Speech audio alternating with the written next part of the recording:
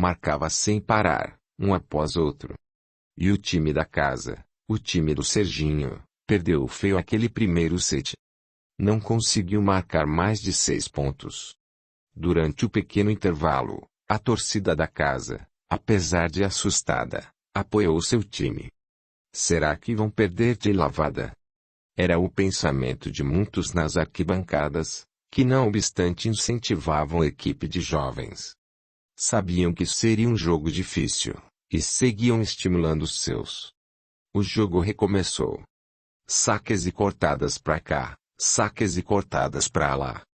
O time da casa continuava a errar e dava pontos e mais pontos para um outro time, justificando sua posição de favorito e fazendo crescer cada vez mais a confiança da equipe, para desespero de Serginho e sua turma, que viam o tão sonhado título de campeões ir desaparecendo de suas mãos. Dirceu sentia que precisava fazer algo, precisava enfraquecer aquela crescente confiança do outro time. Era só isso, pois a competência técnica seus jogadores tinham. Gritava para um e para outro pedindo que se concentrassem, e nada acontecia. De súbito lembrou-se de que o time adversário, quase com a mesma equipe, perdera feio 2 sets no campeonato de 3 anos atrás, antes de vencer o jogo final. Já havia comentado algumas vezes o fato com a equipe, sem nunca reforçar seu significado. Como fazê-los perceber que podem ganhar? Pensava Dirceu, insistentemente. Mas não deu tempo de mais nada. Quase sem marcar pontos, perdiam o segundo set. Saíram da quadra cabisbaixos e já se deixavam envolver pelo desânimo. Parecia até que os favoritos tinham crescido de tamanho tinham ficado gigantes. A torcida da casa ainda tentava incentivar, porém já estava desanimando diante de tantas dificuldades. Quando os jogadores saíram, Dirceu não perdeu tempo e foi logo dizendo: "Muito bem. Vocês estão indo bem." "Como assim?" "Estamos perdendo de lavada, Dirceu." "Tá louco?" "Não, vocês estão indo bem." "Excelente." Ninguém entendeu nada, acharam que o treinador tinha pirado. "Vocês não estão lembrados? Foi justamente assim que eles venceram a final do campeonato, 3 anos atrás."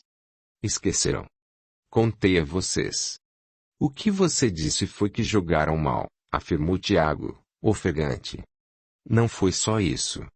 Eles perderam de lavada os 2 primeiros sets e depois viraram o jogo e ganharam, exatamente como vocês vão fazer, ao retornarem para a quadra. Quero que esqueçam que é o terceiro set. Será o primeiro.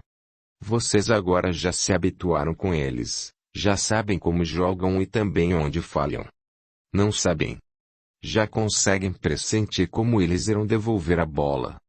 Sigam o instinto, deixem que ele fale mais alto, vocês já sabem, só precisam prestar atenção no que sabem. Esqueçam que é o terceiro set, pensem apenas que os 2 outros foram treino, só isso. Vocês estão prontos, preparados para ganhar. Vão lá e ganhem.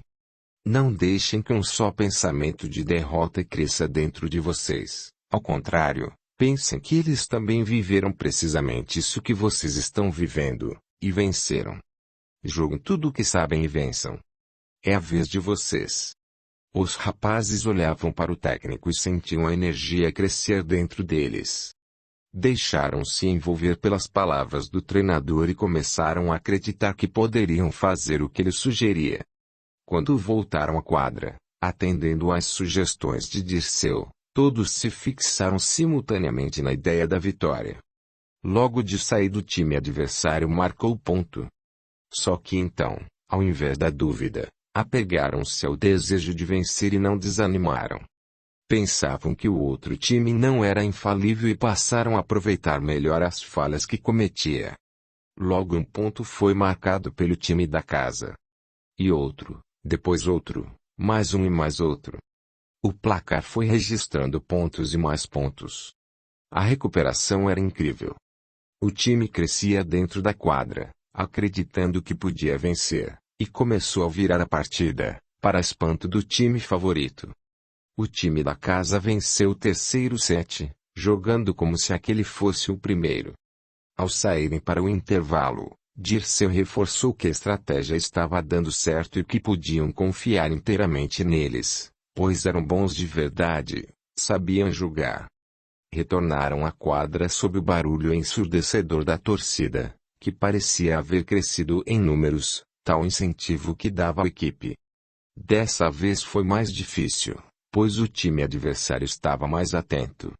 Porém, para piorar ainda mais a situação deles, Serginho, que jogava na rede, parecia ter asas nos pés, saltava e cortava com tanta precisão e rapidez que o outro time ficava perdido.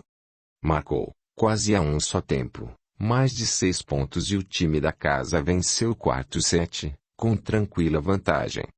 Ao saírem, Dirceu recebeu-se mais sério. Era a hora da decisão, do tudo ou nada. A torcida, nervosa, estava em pé. Ele pediu a todos que dessem as mãos. Todos obedeceram. Disse, então: sintam como vocês são fortes juntos, unidos. Joguem assim, com o mesmo sentimento, e vencerão. Ao soar da campainha para o quinto set, o time da casa não podia se conter, tamanho entusiasmo e tão grande a força que sentia. Os atletas voltaram à quadra e ganharam sem deixar que o outro time, antes favorito, fizesse mais do que 8 pontos. Aquele era o primeiro campeonato interescolar que o colégio de Serginho vencia e a alegria dos professores e especialmente do diretor, além dos pais e dos próprios jovens, era contagiante. No final, subiram ao pódio para receber as medalhas e saíram dali naquela tarde como verdadeiros vitoriosos, pois haviam dominado não apenas o time adversário, como os próprios, tornando-se claramente mais fortes. Serginho foi carregado pelos colegas como herói, por ter jogado brilhantemente, e da arquibancada, sem perder nenhum detalhe, os pais vibravam ainda mais e não cabiam em si de tão orgulhosos. Olhavam ao redor como a dizer: "E meu filho?" Fábio saiu correndo e juntou-se à farra dos amigos do irmão, queria participar. Foi uma tarde alegre e animada. Paula não poupava elogios ao namorado, que deixou a quadra plenamente satisfeito. Havia conquistado definitivamente o coração da namorada, sentia que podia alcançar muitas outras vitórias, sua vida era perfeita. Capítulo 9. Ocultando a teimosia. As comemorações prosseguiram no domingo e ao longo da semana. Seu Felipe queria falar com Serginho sobre a questão da moto, mas evitou o assunto, pois queria que o filho curtisse aquele momento de alegria e vitória. Todavia, a preocupação incomodava. Como uma pulga atrás da orelha coçava-lhe as ideias, ele pressentia que o filho tivesse feito alguma bobagem. Igualmente Dona Eugênia sentia que o filho fizera ou estava prestes a fazer uma grande besteira. Os dois conversaram algumas vezes sobre o assunto. Em uma dessas vezes, tomando o café da manhã, Dona Eugênia disse: "Estou preocupada, Felipe." Serginho não tocou mais no assunto da moto. Anda muito feliz para ter desistido. Sei que ele fez ou está planejando fazer alguma coisa. Sinto mesmo, Eugênia.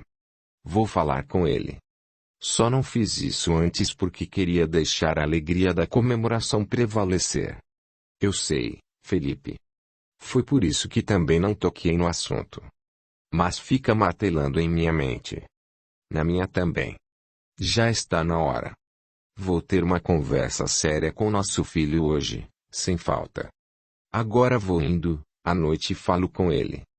Naquela noite, seu Felipe chegou mais cedo do que era seu costume. Queria garantir que se encontraria com o filho. Serginho se preparava para sair, depois do jantar, quando o pai lhe disse: "Vai ensaiar novamente, Serginho?" "Vou, pai. A banda está ficando sensacional. Vocês nem imaginam. O show de estreia será um grande sucesso, tenho certeza." "Aposto que sim, meu filho. Do jeito que vocês andam ensaiando sem trégua, sei que vai ser ótimo. Só que hoje, antes que você saia, precisamos ter uma conversa, nós dois." Serginho, que vinha tentando fugir do assunto e de qualquer oportunidade que os pais tivessem de descobrir que comprar a moto, fez menção de sair. O pai segurou-o pelo braço. E sério, Sérgio. Hoje, vamos conversar. Vamos até seu quarto. Pai. É que não tem escapatória, Sérgio. Para o seu quarto, precisamos conversar. O jovem olhou a mãe, tentando descobrir qual era o assunto. Quando percebeu que Dona Eugênia não olhava nos olhos, teve certeza de que a moto seria o tema. Levantou-se lentamente, com ar aborrecido e entediado, e dirigiu-se ao quarto, onde o pai já o aguardava. Feche a porta, Sérgio. Vamos conversar. Pô, que sério, hein, pai? É muito sério e vou direto ao assunto. 2 semanas atrás tivemos uma conversa sobre uma tal moto, está lembrado? Tô. Disse que queria comprar e deixei bem claro que não vou admitir que faça isso. Quero apenas ter certeza de que você entendeu bem o que quis dizer. Entendi. É. E o que, pai? Serginho, eu conheço você muito bem. Se não tocou mais no assunto, é porque está aprontando alguma coisa. Não é nada disso, pai. Você não nos engana, nem a mim nem a sua mãe, que está preocupadíssima. Você se preocupa muito, à toa. Moto não é assim tão perigosa. Eu não vou mais discutir a questão da moto, Sérgio. É muito perigoso, e não sou eu que digo, são as estatísticas dos hospitais e delegacias de polícia. Quem quiser, é só procurar e encontra. Então não vou mais falar sobre isso. O que quero saber é se você entendeu meu ponto de vista, se está tudo claro para você e se sabe as consequências, caso insista em teimar conosco. Serginho emburrou. Aquela conversa o irritou profundamente. Porque o pai tinha de voltar ao assunto. Seu Felipe insistiu. E então? Olha, pai, se achar que devo comprar a moto, eu compro e pronto. Daqui a 20 dias completo 18 anos e já poderei tomar minhas próprias decisões. Não quero saber se você tem 18, 20 ou 30 anos, Sérgio. Enquanto estiver aqui, sob minha responsabilidade, precisa respeitar as regras, e esta é clara. Sem moto. Serginho ficou em silêncio. E como seu Felipe sentia que o filho permanecia inflexível, finalizou a conversa com a decisão. Muito bem, você quer continuar insistindo nessa história, não é? Então terei de tomar minhas providências. A partir deste mês, nada de mesada para você. Está suspensa. O pai saiu do quarto antes que Serginho dissesse qualquer coisa. Fechou a porta e dirigiu-se à sala. Ouviu quando Serginho berrou no quarto. Não é justo. Não é justo. Dona Eugênia estava na sala e perguntou com a cabeça o que havia acontecido. Ele contou, mas ela não ficou satisfeita. Isso não me deixa mais tranquila, não, Felipe. Acho que ele está preparando uma daquelas.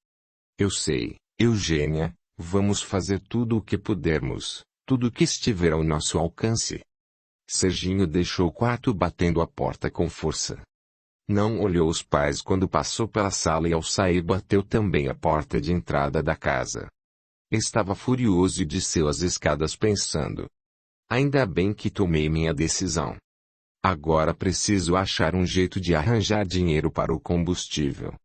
Foi à casa de Susana, onde guardava a moto, e saiu irritado. Acelerando com tudo, dirigiu-se para o ensaio na casa do Renato. Dona Eugênia continuou preocupada e pensativa. Buscava, mentalmente, uma forma de influenciar o filho, sem, no entanto, encontrar nenhuma saída. Sueli juntou-se à mãe e logo percebeu que estava aflita. Mãe, tá preocupada com o Serginho? É, Sueli, seu irmão não tem jeito. Será que ele vai comprar a moto, mãe? Será que vai? Acho que sim, filha, se é que já não comprou. Será, mãe? Por que acha isso? Um palpite, pelo jeito que ele evita tocar no assunto. Acho que já comprou, sim. E o que vamos fazer, mãe? Fico com medo por ele. Eu também, Sueli. Vamos continuar pedindo a Deus por seu irmão. Que nosso Pai cuide dele e o proteja. E o que podemos fazer? E se você descobrir alguma coisa, me conta, não é? Claro, mãe. Com certeza. Era o dia do Evangelho no lar e Dona Eugênia pediu a seu Felipe que participasse. Sem discutir muito, ele aceitou, e pela primeira vez os quatro juntos tiveram uma noite de orações e estudos dos ensinos de Jesus. Quando voltou para casa, Serginho já tinha uma ideia de onde conseguir o dinheiro. Entrou bem devagar e percebeu que todos já estavam deitados. Foi até o quarto do irmão e viu a luz acesa. Entrou. Fábio, escondido dos pais, jogava videogame. Dona Eugênia já tinha dito várias vezes que não era para fazer aquilo, e ele teimava. Serginho sabia que a mãe proibira, que tudo deveria ter sua hora certa. Fábio tinha o horário em que podia jogar, e não era aquele. Já passava da meia-noite e se a mãe soubesse que ele desobedecia, tiraria a televisão do seu quarto. Por isso o menino assustou-se quando o irmão entrou no quarto, tentou desligar tudo, mas não deu tempo. Bonito, hein, Fábio, jogando videogame a esta hora? Você não vai contar pra mãe, né, Serginho? Não sei, não. Estou aqui pensando. Não conta, por favor. Ela vai tirar a TV do meu quarto. Eu sei. Ela já disse isso. E estou ainda pensando o que fazer. Não conta, Serginho, por favor. Faço qualquer coisa, faço o que você quiser, ela vai me deixar de castigo. E tirar a TV do seu quarto, e proibir você de sair por umas 2 ou 3 semanas, vai contar pra ela. Isso depende de você. Como de mim. Estou precisando de uma grana extra, só até meu aniversário. Preciso da sua mesada. De jeito nenhum. Minha mesada, não. Você tem a sua. Tudo bem, disse Serginho, fazendo menção de sair do quarto. Fica aí com sua mesada, sem poder sair de casa. Tá bom, que chantagista você é. Só porque sou o mais novo. Depois do meu aniversário eu te devolvo. Devolve mesmo. Devolvo. Então tá bom. O pai vai me dar amanhã à noite, aí te entrego. Fechado. É bom fazer negócio com você. Você me obrigou. Não, foi você que aceitou. Serginho despediu-se do irmão e saiu satisfeito do quarto. Conseguira seu intento. Não precisaria parar a moto por falta de gasolina. Audiolivro realizado pelo canal Surya Chand Audiobook. Capítulo 10. Advertência. À medida que o grande dia da estreia se aproximava, os ensaios tornavam-se mais longos, fazendo com que os 4 amigos dedicassem mais e mais horas a se preparar. Queria muito que tudo fosse perfeito. Serginho andava feliz com sua moto para baixo e para cima, tomava, entretanto, cuidados para que ninguém da família descobrisse. Escolhia caminhos alternativos e parava a moto longe da escola, para que a irmã não o visse. Em casa, a conversa entre seu Felipe e o filho seguiu-se silêncio sobre o assunto. Dona Eugênia e o marido desconfiavam, intuíam que o rapaz já houvesse comprado a moto. Os pais sempre sentem, por mais que os filhos pensem em esconder o que fazem, eles percebem. E o sexto sentido, resultado do amor e da responsabilidade que tem para com os jovens. Às vezes, para Serginho e para seus amigos, parecia chatice e implicância, especialmente quando os pais insistiam em determinado assunto que os jovens queriam a todo custo esconder. Sempre há os pequenos segredos, e os grandes também, e nunca se sabe quais são os mais perigosos. Mas os pais sabem, e de um momento para outro aquilo que parecia tão bem guardado aparece de maneira descontrolada. Dona Eugênia sofria com aquele silêncio e orava muito pelo filho, compartilhando seus temores e receios com o marido e algumas vezes com Sueli, que, sempre junto da mãe, percebia-lhe a angústia. No entanto, Ela sabia que ficar insistindo com o filho seria pior. Precisava descobrir o que estava acontecendo e permanecia atenta a todos os seus movimentos. Ainda que notasse a preocupação dos pais, Serginho procurava não pensar naquele mal-estar que o acometia ao entrar em casa. Sempre que se sentava à mesa com a família, escondendo de todos o que estava fazendo, sentia-se estranho, incomodado. Mas tão logo descia as escadas de casa, dobrava a esquina e subia na moto, o mal-estar desaparecia. Ao dirigir, crescia sua sensação de liberdade e a sede de aventuras aumentava. A namorada, ignorando os perigos, o instigava mais a agir com imprudência. Paula era uma jovem de olhos cor-de-mel, bonita e atraente. Seu rosto era contornado por cabelos castanho escuros que contrastavam com a pele clara e sedosa. Porém tinha o olhar triste, o qual escondia com atitudes audaciosas e irreverentes. Em sua família, em seus pais, não encontrava o carinho e a compreensão de que necessitava. Diversos problemas de relacionamento se intrometiam naquela família complicada. Paula era filha única e herdeira de uma pequena fortuna, que os pais já haviam herdado encorpado. Mesmo assim, aquilo tudo não a satisfazia. Queria sempre mais, para preencher alguma coisa dentro dela que desconhecia. Paula parecia não ter medo de nada e agia como se desafiasse a vida. Delirava quando Serginho dirigia em alta velocidade ou quando fazia manobras perigosas com a moto. Começaram a viajar de improviso após o ensaio, para algum lugar mais ou menos distante, e retornavam quase ao amanhecer. Serginho se deixava envolver pela deliciosa sensação que lhe vinha de fazer aquelas maluquices e ia aprimorando o controle sobre a máquina, que obedecia cada vez melhor a seus comandos. Certa noite, Paula sugeriu que ele desse potência máxima na moto, para ver até onde aguentava, e da garupa gritava: "Vai mais rápido, cara! Mais rápido!" Ele acelerava e a garota berrava, entusiasmada: Que máximo! Mais depressa! Vamos ver até onde chega, Serginho! Vamos ver até onde esse motorzinho aguenta! Você tem coragem?" Sem dizer nada, Serginho acelerou mais. Percebendo que o motor respondia, aumentou a velocidade. E ainda mais e mais um pouco. Estava determinado a conseguir o máximo, e não diminuía nem nas curvas, que eram de fato seu maior desafio. Para a direita, depois para a esquerda, outra vez para a esquerda. Serginho conhecia bem o caminho, e antes de chegar à curva se preparava mentalmente para o movimento que tinha de fazer. Paula vibrava na garupa, agarrada ao namorado. Num momento em que a velocidade estava altíssima, ela soltou as mãos e abriu os braços, para sentir melhor o vento. A sensação de liberdade era maravilhosa.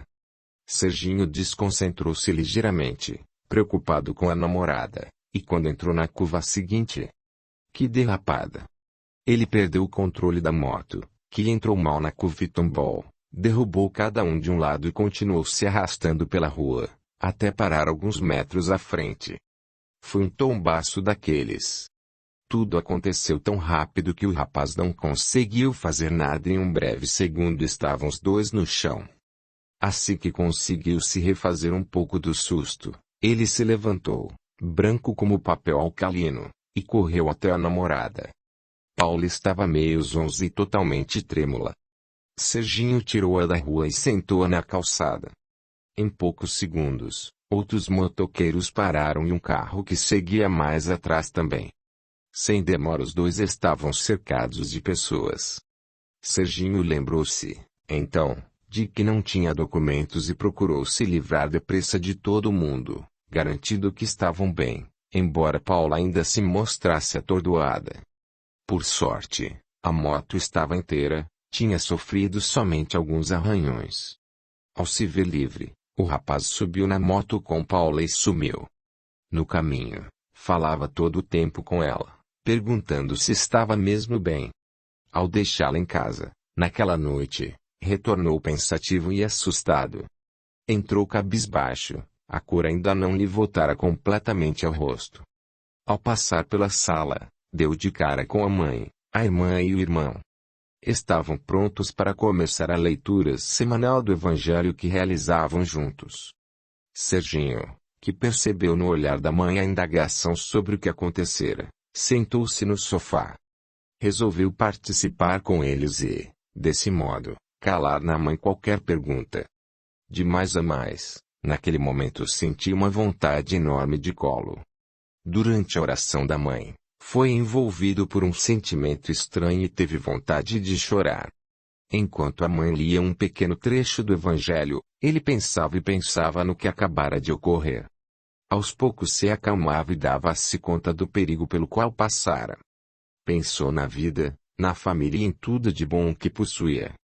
Refletiu que devia cuidar mais de si próprio, pois tinha ainda muito a realizar, sua vida estava apenas começando. Olhou para a mãe e os irmãos com carinho e percebeu, naquele momento, quanto gostava deles. Ficou mais triste por estar mentindo para eles, enganando-os daquela forma. Ao se deitar, naquela noite, sentiu que tinha alguma coisa a fazer com sua vida, que era mais do que aquilo que podia enxergar. Incomodado com o fato de estar escondendo da família a história da moto, e preocupado com o tombo que levara, decidiu que na manhã seguinte iria contar tudo à mãe. Ela teria de compreender e ele prometeria, de todo o coração, ser mais cuidadoso, mais atento ao dirigir. Prometendo a si próprio os cuidados que teria dali por diante, Serginho adormeceu. Na manhã seguinte, mal Dona Eugênia se levantara, o telefone tocou. Era uma ligação da Paula para o namorado. Ela bateu na porta do quarto do filho e avisou. Serginho, telefone. Nenhuma resposta. Serginho ainda dormia. Batendo outra vez, a mãe falou um pouco mais alto. Serginho, é a Paula. O jovem abriu a porta meio sonado e pegou o telefone das mãos da mãe. E aí, Paula, tudo bem? Não, Serginho, não estou nada bem. Não preguei os olhos a noite toda com dores no peito. Parece que tem alguma coisa quebrada aqui dentro. Ainda atordoado, o rapaz tentava compreender bem o que Paula lhe dizia. O que poderia ser? Não sei, Serginho, estou pensando que pode ser do tombo de ontem. Não quero contar nada à minha mãe para não assustá-la. O que você acha que devemos fazer? Estou indo para aí agora mesmo. Arrume-se, vamos ao hospital. Precisa ver o médico. Já devíamos ter ido ontem. É que ontem eu me sentia bem. E você, como está? Bem, Paula. Fiquei assustado, mas estou legal agora. Te pego em 1 hora. Tá bom. Fico pronta. Serginho desligou o telefone preocupado. Teria acontecido algum dano a Paula, no acidente. Lembrou-se de que às vezes, logo após um susto grande, o organismo camufla lesões, de tanta adrenalina que joga no sangue, para manter a pessoa alerta. E se fosse isso? E se Paula tivesse algum problema sério? Ele teria sido o causador de tudo. Com o medo e a culpa rondando a mente, terminou de arrumar-se e saiu sem tomar o café. Tinha pressa de ver Paula. Quando a mãe, ao vê-lo sair, questionou se tudo estava bem, respondeu disfarçando a ansiedade. Lógico, mãe, tá tudo bem. É que temos algumas coisas importantes para conversar, sobre o show, e Paula pediu que fosse mais cedas para o colégio, para trocarmos umas ideias antes da aula. Vai dando um nervosinho em todo mundo, você sabe, né? E, filho, imagino. O momento que vocês tanto esperavam está chegando. Nem fala, mãe. É daqui a 3 dias. Todo mundo tá ficando ansioso. Vai dar tudo certo, filho. Sem dizer nada, Serginho sorriu. Dona Eugênia era uma mãe muito amorosa. Mais uma vez, envergonhada por esconder dela os últimos acontecimentos, saiu depressa. Sem perda de tempo, Serginho levou Paula ao médico e contaram todos os detalhes do acidente. Após examiná-la minuciosamente sem nada encontrar, ele solicitou uma série de exames. Poderia ainda haver algum tipo de lesão interna que só seria detectada através de uma tomografia completa do tórax. Façam o exame, peguem o resultado e retornem o mais breve possível. Se houver algum problema interno, saberemos após o resultado. Assustados, os dois deixaram o consultório médico e foram imediatamente fazer os exames. Quase não conversavam, angustiados e com medo do que poderia estar ocorrendo com Paula. Ao saírem, o enfermeiro lhes assegurou que no dia seguinte os resultados estariam prontos. Do hospital, Serginho e Paula dirigiram-se à casa dela e passaram a tarde juntos. Eles concordaram em não contar nada a ninguém até receberem os resultados. Entretanto, no dia seguinte Paula se sentia muito melhor, a dor quase desaparecera. Embora o namorado pedisse cautela, já estava bem disposto e queria ensaiar. Vá com calma, Paula. Não force. Não tô forçando, Serginho. Tô bem melhor. Quase não sinto dor, só uma pontadinha. Espera até amanhã, Paula. Os resultados saem mais tarde e aí teremos certeza de que tudo está bem. E os ensaios, Serginho? Ontem quase não consegui cantar e a apresentação já é depois de amanhã. Não vai dar tempo, não. Tá bom, Paula, mas pega leve, sem forçar. Pode deixar. E como estão os preparativos para a festa? Tá tudo pronto? Quase. Minha mãe tá cuidando de tudo. Ela contratou uma moça que organiza festas e tá ajudando, tá ficando legal. Escolhi os detalhes da decoração, lembra que conversamos semana passada? E ficou legal? Acho que sim, pois não vi tudo finalizado. Minha mãe disse que ficou legal. E o salão? Precisamos ir lá amanhã para levar todos os equipamentos e fazer um ensaio geral, verificar a acústica, essas coisas. Tá tudo acertado também. Amanhã, depois do almoço, já podemos começar a levar os equipamentos para lá. E podemos ensaiar até a hora em que quisermos. Maravilha. Vai ser maravilhoso, Serginho, tenho certeza. Claro que vai. Quem tem dúvida? Mas uma vez os ensaios acabaram tarde da noite. A banda estava afinadinha e tocando muito bem. A dedicação e os esforços do grupo vinham dando frutos e o show de estreia prometia ser um sucesso. Paula estava cada vez melhor como vocalista e Serginho, que já era apaixonado pela namorada, tinha ficado fascinado com o talento dela para a música. Rapidamente o dia tão esperado se aproximava. Capítulo 11. Outro aviso. A família se preparava entusiasmada para aquela festa. Serginho ia completar 18 anos. Enquanto providenciava o café naquela manhã de sexta-feira, Dona Eugênia pensava se todos os detalhes da festa estavam em ordem. Repassava mentalmente tudo o que precisava finalizar para que no sábado a comemoração fosse muito especial, inesquecível. Acima de tudo, desejava ver o filho feliz e realizado. Sabia que para ele a apresentação da banda seria o ponto alto da festa. Mesmo assim, queria que tudo mais saísse perfeito. Entre um item e outro da lista mental que seguia, pensava no filho. Lembrava-se dele desde pequeno. Seus primeiros passos, suas primeiras palavras, seu primeiro dia na escola, as primeiras dificuldades com os colegas, a primeira namorada. Seu filho estava tornando-se um homem e ela sentia uma pontinha de receio por ele. Sabia que a vida era como uma jornada desafiadora, e pensava se estaria fazendo sua parte, como mãe, no sentido de preparar o filho para enfrentá-la com sabedoria. Achava-se responsável, às vezes, pela teimosia de Serginho. Recordou de súbito a questão da moto, que continuava a incomodá-la. E imediatamente um estranho calafrio percorreu-lhe o corpo. Eugênia, aflita com o pressentimento, interrompeu o que estava fazendo e foi até o quarto para orar. Desejava que aquela ansiedade desconfortável desaparecesse.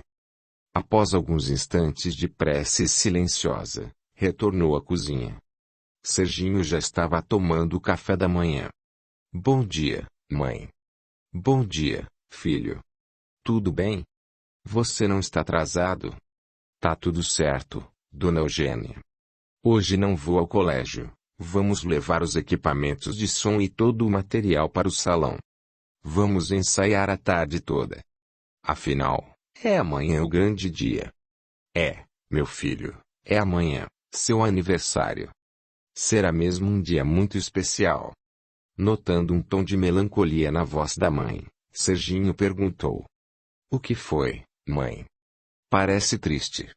Triste? Não, estou preocupada. Com o quê? Insistiu ele, enquanto comia o pão e engolia o leite. Com você, Serginho, apesar de não saber ao certo o porquê. Cuide-se, meu filho, cuide-se. Mãe, que coisa. Por que essa preocupação agora? Não sei. Estava aqui pensando em você, desde pequeno, em como está se transformando em um homem e, de repente, lembrei toda aquela história da moto e fiquei triste. Serginho gelou. Será que a mãe tinha descoberto? Mas o que te perturba? Não sei. Quero que você seja feliz, meu filho, é só isso. Abraçando a mãe com muito carinho, ele disse. Tá com medo que o filhão aqui cresça, né, mãe? Já tá com saudade de quando eu era pequeno. De quando podia controlar minha vida. Talvez seja isso mesmo, filho. E difícil para mim acreditar que você já tem 18 anos. Ainda ontem era uma criança, correndo pela casa. E agora? Está quase um homem feito. Lágrimas brotaram nos olhos de Dona Eugênia, impedindo-a de continuar. Serginho abraçou-a novamente. Mãe, eu te amo, viu? Vou sempre ser seu menino, só que um pouco mais crescido. Dona Eugênia não respondeu. Apenas abraçou Serginho e beijou-o com ternura na face. Ao terminar seu café da manhã, ele se despediu da mãe de Sueli, que acabava de levantar-se. Abraçando a mãe bem apertado, disse. Te vejo mais tarde, mãe. Você vai para o salão hoje à tarde? Talvez não seja necessário. A Amelinha está organizando a festa e acho que tudo caminha bem. Vou ligar para alguns amigos e confirmar a presença deles, inclusive de sua tia, que deverá vir para seu aniversário. Legal, mãe. Então nos vemos à noite. Tchau, Sueli. Beijou a irmã no rosto, saiu apressado e desceu as escadas correndo. Depois de pegar a moto, foi direto à casa do Renato. Os amigos estavam todos lá, entusiasmados, tentando disfarçar a ansiedade. Já embalavam os equipamentos quando Serginho chegou. Juntando seus outros, finalizaram rápido a organização e 2 horas mais tarde estavam desembalando tudo no salão, onde fariam a tão sonhada estreia. Paulo encontrou lá os amigos, e Serginho sentiu-se mais aliviado ao vê-la. Estava preocupado com você. Tudo bem? Não ia encontrar a gente na casa do Renato. Pensei que estivesse passando mal. E estava. A dor de novo? Não. Nervoso. Não consegui comer nada e pus para fora tudo o que tinha no estômago. Mas por quê? O que você tem? Nervoso, já falei. Toda vez que fico tensa deste jeito, me dá um nó no estômago que não consigo controlar. Já estou tomando um calmante natural, para tentar relaxar. Serginho respirou aliviado. Após o almoço, os dois deixaram o grupo e foram buscar os resultados dos exames. Embora Paula não sentisse mais nada, queriam ter certeza de que estava realmente bem. Logo que pegaram os exames, foram ao médico que os havia pedido. Que alívio! Estava tudo bem. Nenhum problema apareceu. Assim mesmo, ele examinou Paula detidamente, concluindo. Deve ter sido susto, muito nervosismo. Você é bem tensa, não é? Se sou, você nem imagina. Imagino, sim. Deve ter sido a tensão que ocasionou a dor. Mas está tudo certo. Agora, cuidem-se. Moto é um perigo. Deixaram o consultório ignorando por completo as últimas palavras do médico. Aquela sombra de inquietação havia desaparecido por completo e podiam, finalmente, curtir como nunca aquele dia especial. Faltavam apenas algumas horas para o grande evento. Paula e Serginho, depois de deixar o consultório médico, saíram felizes. Isso requer uma comemoração, Serginho. Tudo bem, depois do ensaio, Paula. Não, já. Precisamos comemorar, e eu acho que beber um pouquinho vai me fazer bem. Mas o pessoal está esperando. Liga lá e fala que estamos indo. É só um pouquinho, vai, Serginho. Alegre pelos resultados dos exames, Serginho resolveu atender a namorada, que ele nunca conseguia contrariar. E, afinal, que mal haveria em uma ou duas cervejas? No caminho, pararam em um barzinho que costumavam frequentar. Vamos começar com uma cerveja bem gelada. Pediu Paula, nem bem se acomodou na cadeira. Começaram, então, a beber. A princípio Serginho queria apenas uma cerveja, consciente de que iria dirigir. Devagar, porém, sem perceber, foram se deixando dominar pela euforia, pela satisfação de constatar que a saúde de Paula estava em ordem. O sentimento de que alcançariam o que quer que desejassem também era intenso. Tinham a sensação de poder tudo. De que o mundo lhes sorria e lhes pertencia. Serginho, que se sentara um pouco tenso, foi relaxando a partir da segunda cerveja e achando que tinha tudo sob controle, conforme ele queria. Descontraíram-se mais e uma nova rodada de cerveja foi pedida. Sentiam-se mais do que satisfeitos, e foram bebendo, ignorando o tempo que passava e o perigo em que se envolviam. Beberam sem perceber a que ponto estavam sob o efeito do álcool. Para ver todas as partes de um audiolivro, entre no canal, e clique em vídeos ou playlist. Capítulo 12. Celebração inconsequente. 2 horas e algumas cervejas mais tarde, o celular do Serginho tocou. Cadê vocês, Serginho? Estamos esperando aqui há mais de 2 horas. O que aconteceu? Vocês estão bem? Era Renato, preocupado e irritado com os amigos. Serginho tentou explicar que haviam dado uma paradinha para comemorar, e foi aí que Renato se irritou ainda mais. Legal, né? Vocês bebendo, enquanto a gente fica aqui no maior calor esperando. Podiam ao menos ter trazido umas geladinhas pra gente, seus egoístas. Ah! É isso que tá pegando, né? Não seja por isso, Renato. Vamos pra aí agora mesmo e levamos umas cervejas bem geladas. Mas vê se não demoram. Tá todo mundo ficando cansado de esperar. E a hora tá passando, precisamos ensaiar. Serginho e Paula saíram imediatamente, assustados com o tempo que correra sem perceberem. O pior foi que não notaram nem se importaram com o quanto Serginho havia bebido. Aliás, nem pensaram no assunto. Simplesmente pagaram a conta, levantaram-se, subiram na moto e saíram.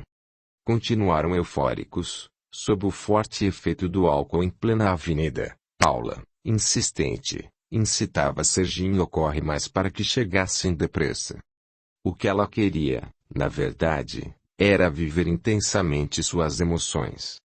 Sem pensar nas consequências de seus atos, com a mente e o raciocínio entorpecidos. Ele acelerou e acelerou. Serginho não atentava para o fato de que sua percepção estava sensivelmente reduzida pela ação do álcool sobre o organismo. Uma sensação agradável e relaxante não lhe permitia observar o que se passava à sua volta com a mesma precisão de quando não bebia. E ele aumentava a velocidade da moto sem se dar conta de que o chão estava molhado, com o leve sereno que caía. Ainda em alta velocidade. Não percebeu quando o sinal fechou. Só teve tempo de ver o ônibus que vinha logo adiante parar de repente. Assustado, freou de uma vez, Mas com o chão molhado a moto não pôde parar e bateu com muita força na traseira do ônibus. De dentro do coletivo o pessoal ouviu o barulho seco do choque da moto com a lataria, e começou uma gritaria. Todos falavam a um só tempo. O que foi isso, meu Deus? Batemos em alguma coisa.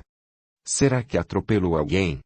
Enquanto o povo tentava entender o que se passava, o motorista, que vira a batida pelo espelho retrovisor, sem dizer nada, de um salto, deixou seu lugar e desceu rapidamente as escadas da porta dianteira. Antes que alguém o visse, já estava gritando, assustado, atrás do ônibus. Instantes depois todos haviam descido e um rapaz ligava para a polícia, pedindo socorro. São dois jovens, e acho que... Não sei, não. É melhor virem depressa. A coisa foi feia. Muito feia, meu Deus. Paula foi lançada para o meio da rua e deslizou alguns metros sobre o asfalto. Serginho ficou preso nas ferragens da moto, prensado no ônibus. A garoa que caía transformou-se em chuva fina. Instantaneamente se fez um aglomerado de pessoas ao redor de Paula e de Serginho, que permaneciam desacordados. Havia tanta gente curiosa querendo chegar perto dos dois que o resgate do corpo de bombeiros teve dificuldade em se aproximar. Assim que o conseguiram, os bombeiros acionaram o hospital informando que o caso era gravíssimo. A primeira a ser atendida foi Paula. Estava de bruços quando chegaram, e ao virá-la compreenderam a seriedade do acidente. O capacete que ela usava se havia rachado em dois, tamanha a força do impacto. Imobilizaram-na e colocaram-na no carro de resgate. Foi imediatamente para o hospital, recebendo os primeiros socorros. Veio um segundo carro de resgate. Os bombeiros trabalhavam contra o relógio, lutando para salvar a vida do jovem, ainda preso nos ferros da motocicleta.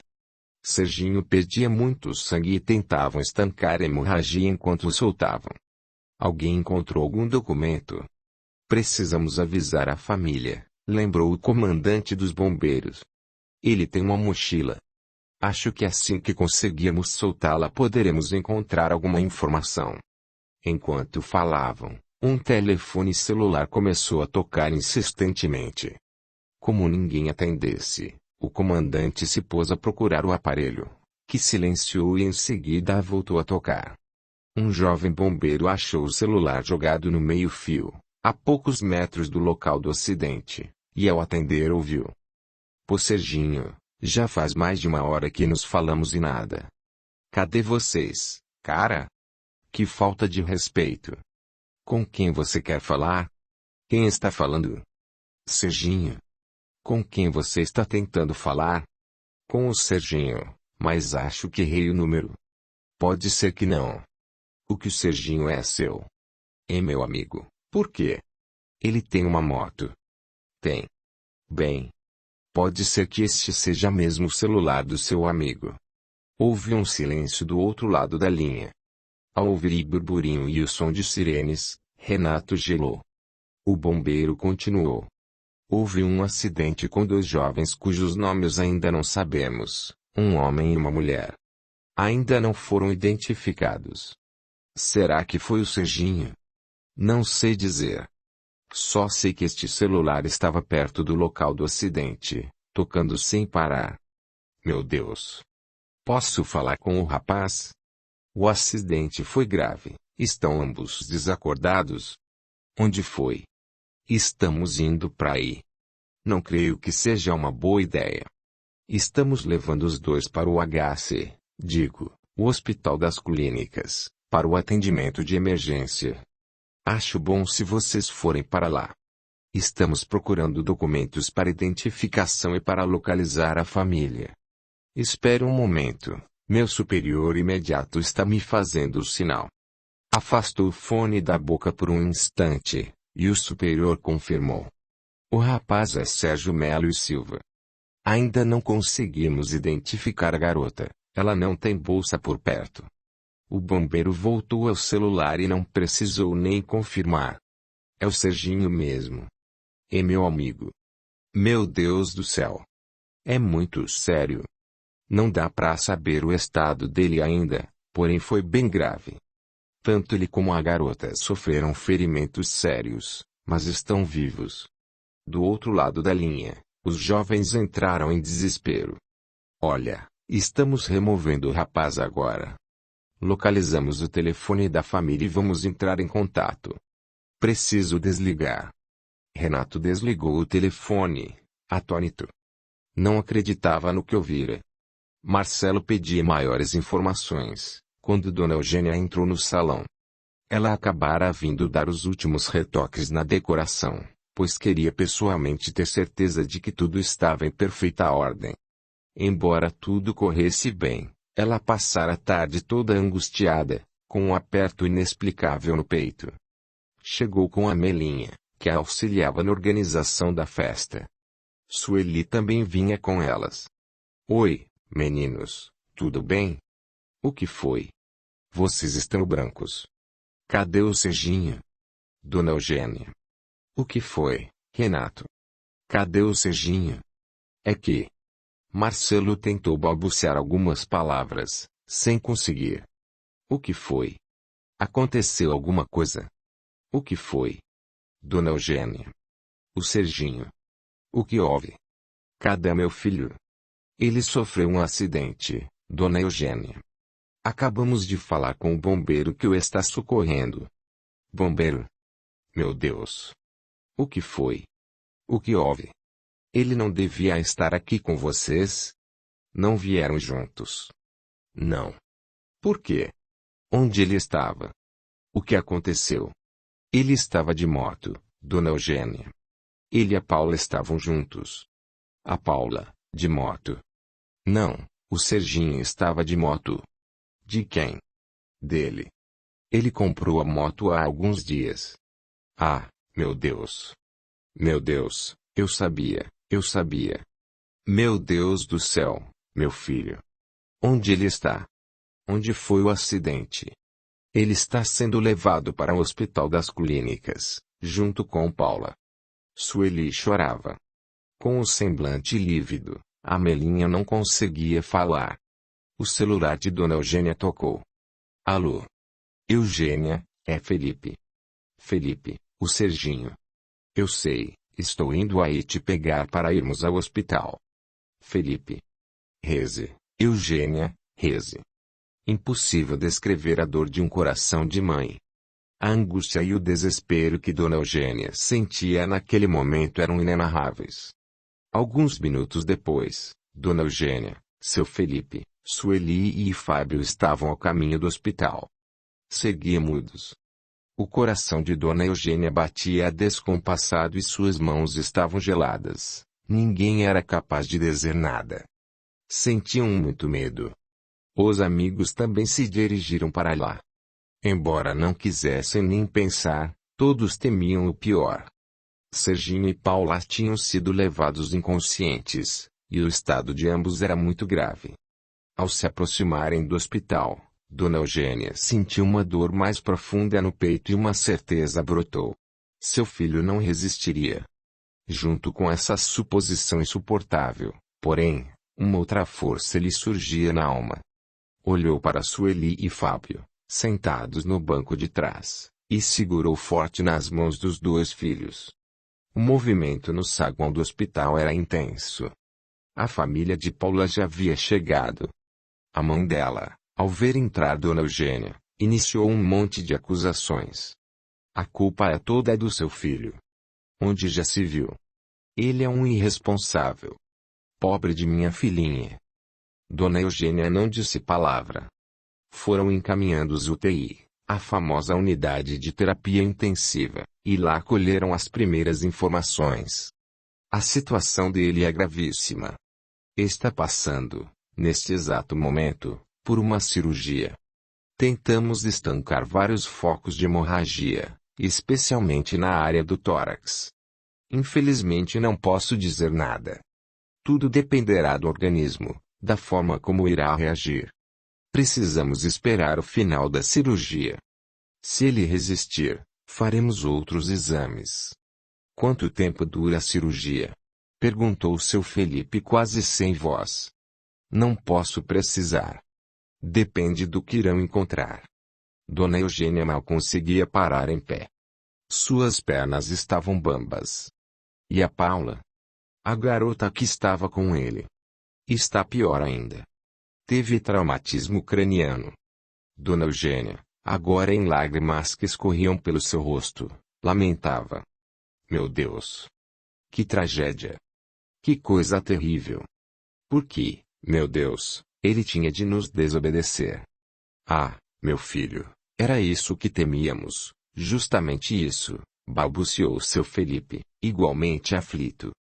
A senhora é a mãe do rapaz? Perguntou o médico que os atendia. Sou. Vou providenciar um remedinho para acalmá-la. Sem forças para responder, Dona Eugênia olhou apenas. Sueli chorava e Fábio segurava com força as mãos da irmã. Apavorado adorava o irmão e sentia que seu mundo se despedaçava. Desconhecia aquelas emoções de medo e dor, mas o aperto em seu peito era tão forte que parecia que iria arrebentar. Os familiares e amigos ficaram longo tempo na sala de espera da cirurgia. Ao chegarem o relógio marcava quase 8 da noite. Já se haviam passado cerca de 5 horas de torturada espera e angustiosas interrogações. Perto das 11 da noite uma enfermeira pediu que os pais de Serginho e Paula acompanhassem. Somente os pais. Os 4 seguiram a jovem, que os levou até a antessala de cirurgia. Lá, 2 médicos os aguardavam. Infelizmente as notícias não são boas. Sentem-se. A cirurgia de Sérgio foi bem. Ele tinha mais de 8 focos de hemorragia interna. Suturamos todos, porém ele perdeu muito sangue e, principalmente, teve alguns órgãos internos afetados. Tem edemas, inchaços internos que nos impedem de avaliar completamente a situação de cada um dos órgãos atingidos. Vamos ter de aguardar para ver se o organismo reage. Quais são as chances? Perguntou seu Felipe, hesitante. O quadro é muito grave, muito mesmo.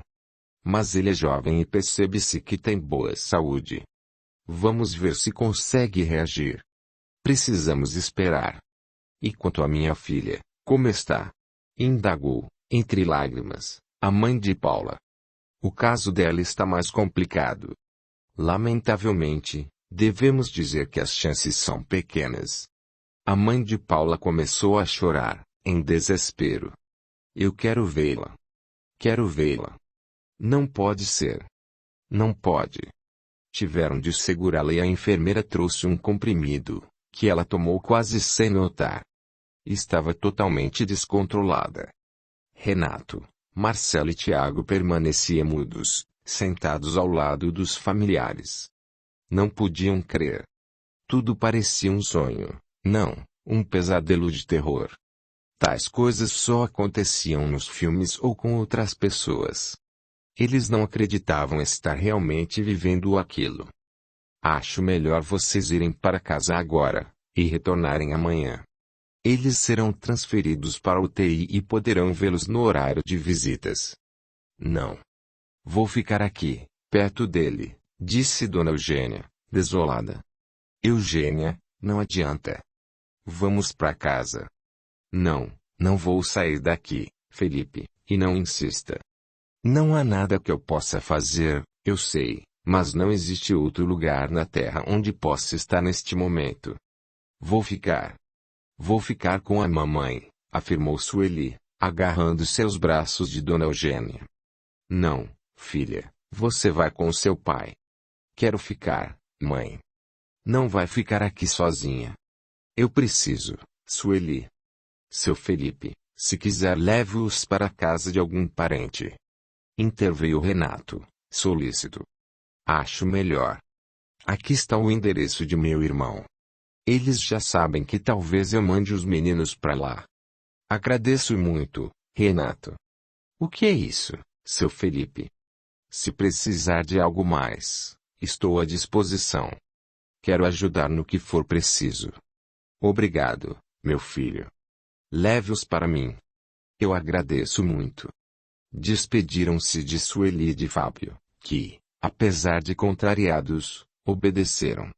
Quando sumiram no corredor, seu Felipe sentou-se lentamente ao lado da esposa, que chorava baixinho e orava sem parar pelo filho que tanto amava. Lá fora o barulho dos carros continuava na agitada sexta-feira à noite. Jovens conversavam e riam, perto da janela onde estavam os pais de Serginho. E Dona Eugênia chorava e orava sem parar. De madrugada o médico veio informar que ambos seriam transferidos à UTI em alguns minutos. Quando a maca passou pelo corredor, transportando Serginho, Dona Eugênia quase desmaiou. O filho tinha a cabeça toda enfaixada e estava repleto de canos saindo por todo o corpo. Depois foi a vez de Paula, também inteiramente envolta em faixas. Na UTI o horário de visitas era rigoroso. Portanto, Dona Eugênia e seu Felipe resolveram ir até sua casa, para um breve descanso. Retornariam à hora permitida para visitas. Ao invés de ir direto, porém, seu Felipe dirigiu-se ao salão onde seria realizada a festa do filho. O que você veio fazer aqui, Felipe?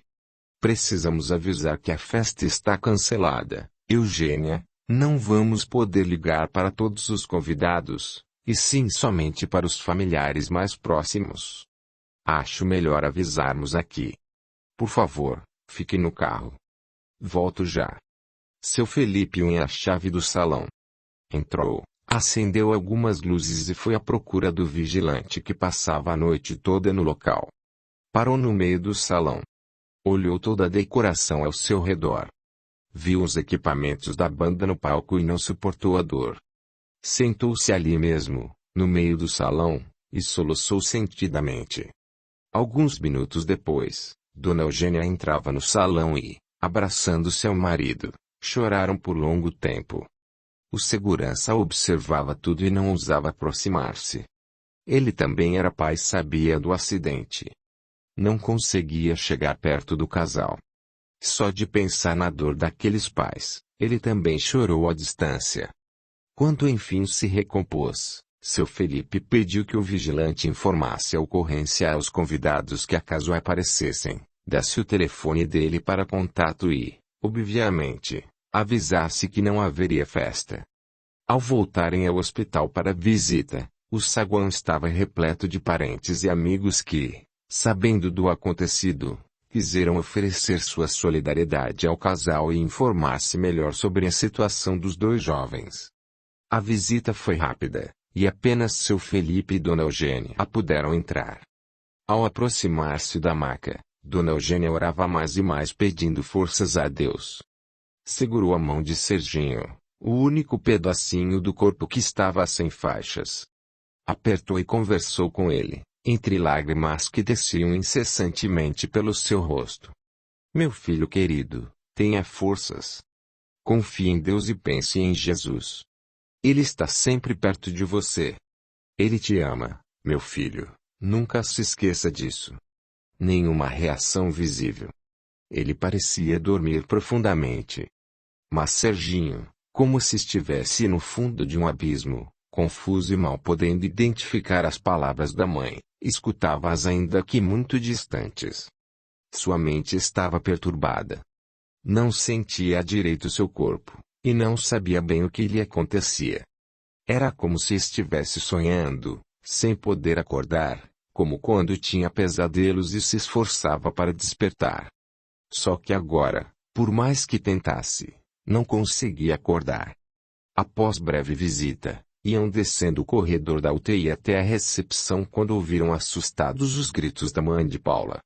Estava sendo retirada da UTI pelo marido, que também chorava, e por alguns enfermeiros. Gritava desesperada e angustiada. Dona Eugênia e seu Felipe entreolharam-se. O coração acelerou ainda mais. Uma das enfermeiras desceu apressada e Dona Eugênia perguntou, meio hesitante: a menina está pior? A garota acabou de falecer. Dona Eugênia ficou muda. Olhou para seu Felipe como a pedir socorro. Ele abraçou-a apertado e ponderou. Melhor não conversar com eles agora. Estão sofrendo demais. Dona Eugênia olhou em desespero, e não disse nada. A cada manhã que Dona Eugênia se levantava da cama, porque dormir era quase impossível, tentava recobrar o ânimo e a confiança, mas sentia que o seu filho não conseguiria reagir. Passados 2 dias da morte de Paula, Serginho entrou em coma, o que enfraqueceu ainda mais as esperanças dos pais e amigos. Alguns dias após o acidente, Dona Eugênia havia emagrecido a olhos vistos e estava extremamente abatida. Embora buscasse o fortalecimento na oração e na fé em Deus que sempre nutrira, sentia as esperanças diminuírem mais e mais. Até que, naquela manhã, enquanto tomava o café ao lado dos filhos e do marido, o telefone tocou, quebrando o silêncio absoluto em que se mantinham todos, ecoando forte pela casa. Deixe que eu atendo. Seu Felipe levantou-se rapidamente, correndo até o aparelho. Entretanto, não demorou nem um segundo e ele voltou para a cozinha com o rosto branco e com as lágrimas a lhe descerem pela face. Era do hospital, falou por fim, depois de muito esforço para controlar-se diante do olhar desesperado da esposa. Foi a única coisa que Dona Eugênia pôde balbuciar. Seu Felipe movimentou a cabeça em sinal negativo e disse: ele se foi. No estreito abraço em que envolveu a esposa e os filhos, choraram sentido e longamente. Depois seu Felipe respirou fundo. Tinha muitas providências a tomar. Precisamos de alguém que fique aqui com você, Eugênia. E de alguém que o acompanhe, Felipe. Conheço um casal muito especial lá do núcleo espírita, que tem me dado muita força em todo esse processo. Vou ligar para os dois. Pediram que os procurasse se precisássemos de apoio. Vou ligar, precisamos de toda a ajuda agora. Seu Felipe não disse nada, estava exausto demais. E não se arrependeu. Quando o casal chegou, muito impressionou a firmeza do apoio oferecido a ele e a seus familiares. Amparados pela presença fraterna de Eunice Antunes, e de muitos amigos espirituais da família, que permaneciam bem perto deles, apesar de não poderem ser vistos com os olhos do corpo, encontraram forças para passar por aqueles momentos de dor e tristeza tão profundas que jamais poderão ser traduzidas em palavras. Somente aqueles que perdem filhos ou entes muito próximos podem imaginar o sofrimento imenso que se oculta nas palavras. Segunda parte. Do outro lado da vida. Capítulo 13. Perturbação. Serginho sentia-se confuso e aflito. Durante todo o período em que estivera no UTI, ouvia conversas distantes, pessoas falavam sem que compreendesse o que diziam. Às vezes, reconhecia a voz de Dona Eugênia e tinha vontade de falar com ela, porém não conseguia sequer abrir os olhos. Seus sentimentos estavam tumultuados, não entendia o que se passava com ele. Seus pensamentos eram também perturbados e desconexos. A única coisa que lembrava com clareza era o instante em que sua moto baterá no ônibus. A sensação terrível daquele choque estava permanentemente com ele, como se o acidente se repetisse a todo momento. Algumas vezes percebia vultos ao seu redor, sem possibilidade de identificar ninguém. Aos poucos, as vozes foram diminuindo e sumindo, e ele sentiu como se caísse num fundo abismo.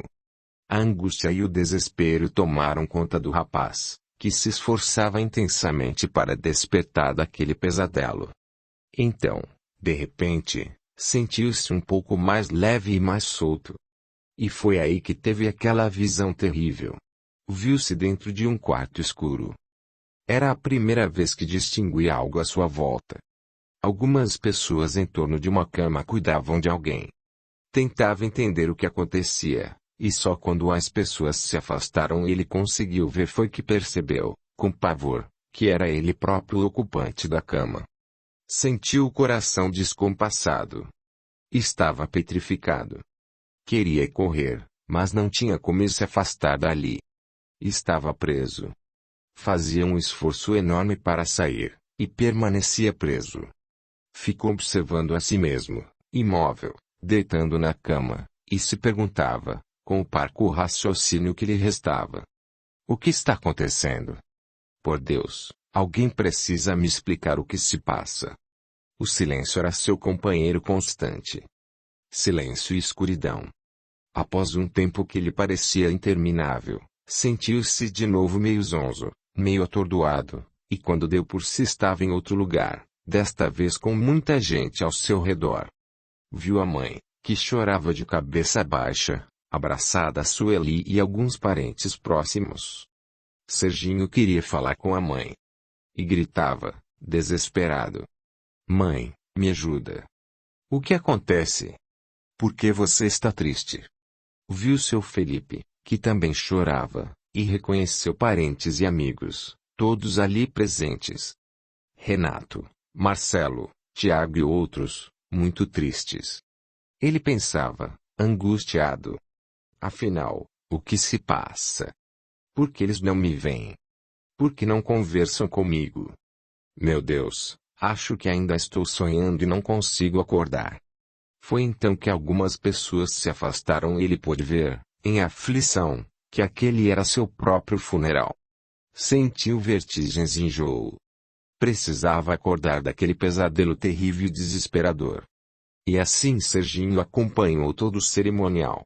O único momento em que teve certo alívio foi quando Antunes e alguns outros amigos de Dona Eugênia, que frequentavam o núcleo espírita, fizeram juntos uma oração. Naquele minuto algo o fez sentir ligeira paz. Ouviu que oravam por ele. Oravam por ele, Serginho. Pediam a Deus por ele, para que tivesse paz e amparo na outra vida que se iniciava. Serginho ouviu tudo atentamente. Logo após a oração, sentiu-se novamente envolvido pelo desespero e pela agonia, e em meio a tudo aquilo que não compreendia, pensava: "Meu Deus, que brincadeira é esta? O que está ocorrendo comigo? Por que não posso acordar? O que se passa? Este pesadelo não termina nunca. Jamais, em toda a minha vida, tive um sonho tão real e tão terrível." Serginho tremia de medo e angústia, pressentindo, ainda que inconscientemente, que talvez tudo aquilo fosse real. Sentia o corpo inteiro gelado e, por mais que se esforçasse, não despertava daquele pesadelo. Algum tempo transcorreu até que voltou àquela vertigem estranha. De novo, quando deu por si, ele estava num lugar escuro e fechado.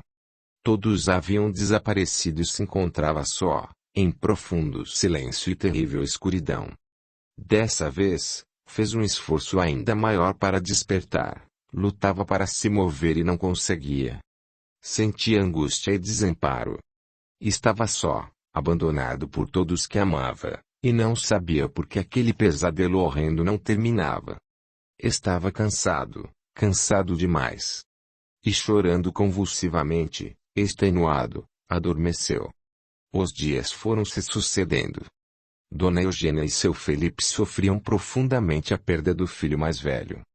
Para Sueli e Fábio aquela fora uma experiência traumática e inesquecível. A realidade pareceu-lhes excessivamente dura e atravessaram um longo período de depressão e ansiedade. Apesar da dor profunda, Dona Eugênia precisou dar atenção especial aos dois, que, logo após a tragédia, começaram a dar muito trabalho aos pais. Sueli não ficava sozinha e queria dormir com a mãe. Fábio tinha pesadelos e de madrugada acabava igualmente no quarto dos pais. Além disso, os dois não queriam ir à escola, fugiam a encontros com amigos e parentes, enfim, estavam passando por um momento sério de depressão. Preocupada, Dona Eugênia buscava forças para não desamparar os filhos mais novos. Eles estão sofrendo muito, Eunice, não sei direito como agir. E muitas vezes me faltam forças. Sei que gostariam de poder falar mais sobre o ocorrido, porém é doloroso demais para todos nós. Então nos calamos. E um assunto sobre o qual evitamos conversar. Sei que é duro, Eugênia, mas talvez por isso os meninos estejam com maior dificuldade de superar. A dor é grande para eles, que ainda são tão jovens. O impacto de uma realidade dessas é bem forte. É forte e chocante para todos nós. Dona Eugênia não conseguiu terminar. Começou a chorar. Chora, minha amiga, Chora que isso vai te aliviar um pouco. Não creio. Tenho tanta dor em meu coração que poderia chorar a vida inteira, sem parar. E continuou, procurando enxugar as lágrimas que desciam incontroláveis. Evito pensar, sabe, Eunice. Só que quando menos espero revejo tudo diante de mim. Todas as noites me pego a esperar pelo Serginho. É terrível. Eunice abraçou a amiga e não disse nada. Orava baixinho para que Deus a consolasse, pois somente o pai poderia ajudar aquela família. Após alguns instantes, Dona Eugênia acalmou-se, e secando as lágrimas novamente, perguntou. Como será que ele está, Eunice? Onde estará meu filho? Será que está bem? Será que foi amparado? Penso tanto nisso. Como terá chegado ao outro lado? Ele é tão teimoso. Vamos pedir muito a Deus por ele. Serginho está nas orações em todas as reuniões de nossa casa espírita. Vamos pedir a Deus por ele e por vocês. Ele será amparado, Eugênia. Nossos amigos espirituais haverão de ouvir as nossas preces e ajudá-lo. Sem dizer mais nada, Dona Eugênia despediu-se da amiga e foi para casa. Naquela noite iriam reiniciar o evangelho no lar. Já fazia mais de 2 meses que Serginho partira, e ela até agora não encontrara forças para orar. Sentia algum alívio na alma unicamente quando estava no centro espírita que frequentava. Somente lá diminuía sua dor, mesmo que por breves momentos. Ainda assim, esforçava-se para retomar o estudo do Evangelho em casa.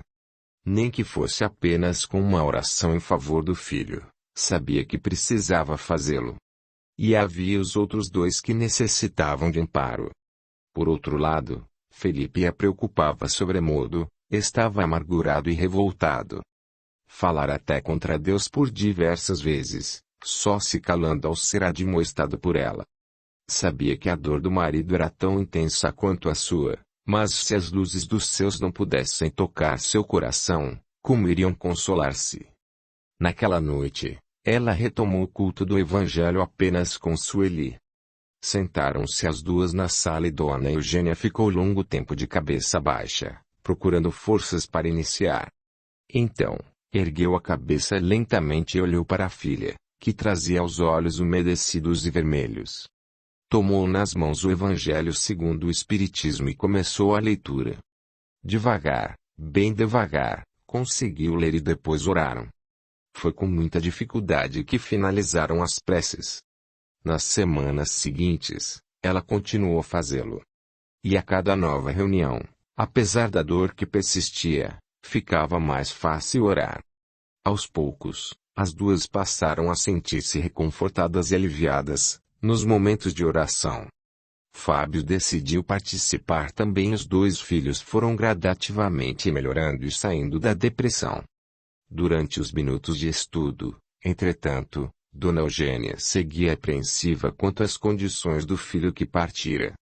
Como Serginho estaria reagindo, por se ver desprovido do corpo físico, tão jovem e tão cheio de sonhos? Isso a preocupava e ela orava pelo filho todos os dias, todas as horas. Serginho, ainda ligado ao corpo físico, despertava e adormecia, atormentado e perturbado.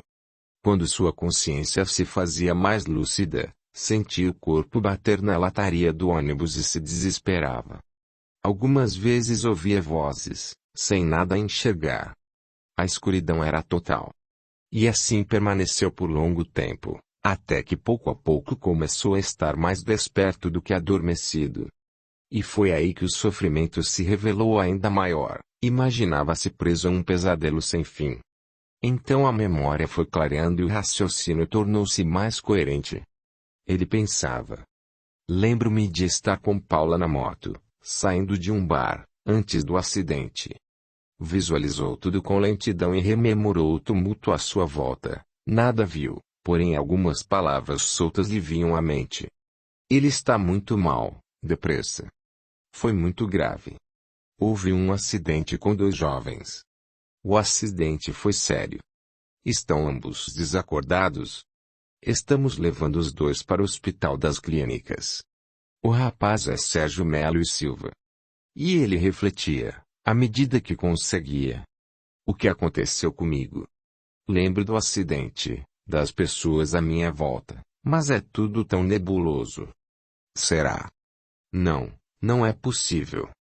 Se eu tivesse morrido, estaria em algum lugar e não neste vazio estranho e negro. Não, não é possível que seja isso. Deve haver alguma outra explicação. Devo estar doente, sei lá. O tempo passava e Serginho se mantinha fortemente ligado ao corpo físico, através de finos fios fluídicos, por isso repercutiam em seu espírito vazio, o silêncio e a escuridão que cercavam o corpo que lhe pertencera, por isso não lhe era possível movimentar-se, nem compreender nada. Não obstante, sua consciência ia clareando e a angústia e o tormento que sentia começaram a perturbá-lo profundamente. Ele se cobrava. Eu não devia ter bebido tanto. Devia ter sido mais cuidadoso. Em outras ocasiões questionava. Por que corria tanto? Se estivesse mais devagar, teria conseguido parar a moto a tempo. Pensava então na mãe e, mentalmente, pedia-lhe socorro e ajuda. Quando isso acontecia, Dona Eugênia ficava bastante perturbada. Recordava de imediato o filho e sentia que ele estava aflito e em desespero. Como isso afligia muito, passou a ler ainda mais, a aprofundar-se no estudo da doutrina espírita, procurando conhecer melhor seus princípios. Queria ajudar o filho, e para isso precisava compreender seu estado, saber mais sobre ele. Compartilhando seus receios e angústias com Eunice e outras amigas da casa espírita com quem estudava, seguia pedindo orações e ajuda para Serginho. Sabia em seu íntimo que ele não estava bem. Em uma dessas conversas, mais de 8 meses depois da morte do filho, Eunice lhe sugeriu: por que você e o Felipe não vão fazer uma visita ao Chico Xavier? Ele não iria. Por que não? Quem sabe se, participando do trabalho desse nosso missionário do bem, vocês não obterão a graça de compreender melhor? E por que não recebemos, em nossos trabalhos, alguma notícia de meu filho? Você sabe que as coisas não são assim, Eugênia. Nem todos podem ou conseguem se comunicar, nem todos têm permissão. Está vendo? Então ele deve estar mesmo muito mal. Se não consegue se comunicar, é porque está mal. Tenho lido muitas mensagens de jovens que se foram, dirigidas a seus pais. Eles sempre dizem que são amparados e estão se recobrando, e logo se comunicam. Mas nada do Serginho, nenhuma mensagem. Estou preocupada, angustiada, Eunice. Sinto que preciso de ajuda. Não vou aguentar mais se não tiver uma luz, algo para acalmar meu coração.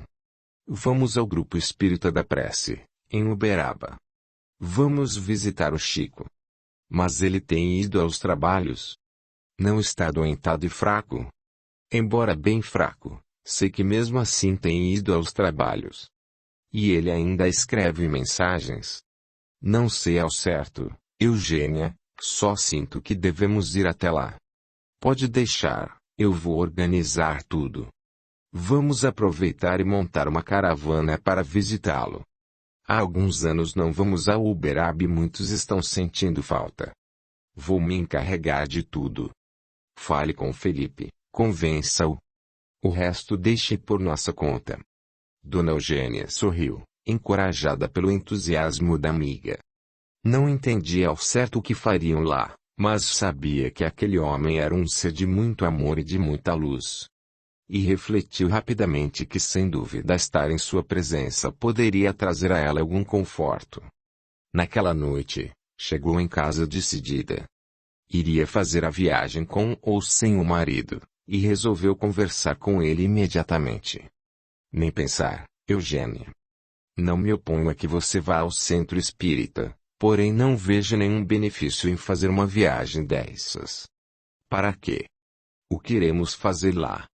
Você sabe que não gosto de perder tempo. Não, Eugênia, nem pensar. Está fora de questão. Então eu vou sozinha, Felipe, ela retrucou com firmeza na voz. Seu Felipe olhou-a sério. Percebeu que estava decidida e nada respondeu. Deitou-se na cama, virou-se de lado e adormeceu. Dona Eugênia demorou a conciliar o sono, matutando na decisão já tomada e sentindo-se um pouco insegura. Por fim, depois de muito se remexer, também adormeceu. Capítulo 14. Chico Xavier. O dia marcado para a viagem aproximou-se depressa. Dona Eugênia preparou tudo para que a casa funcionasse perfeitamente em sua ausência. Deixou tudo organizado e no dia marcado despediu-se dos filhos e do marido, que mesmo na última hora, contrariado, argumentou. Continuo achando isso uma perda de tempo e de dinheiro, Eugênia. Não entendo o que você vai fazer lá. Eu também não sei ao certo, Felipe. O que sei é que devo ir, tenho de ir. Por favor, não me questione mais. Será que você não vê? Qualquer coisa que alivie a minha dor e me traga a paz em relação a nosso filho vai me ajudar. E o médium Chico Xavier é alguém muito especial. Quem sabe se no contato com ele encontro alguma luz?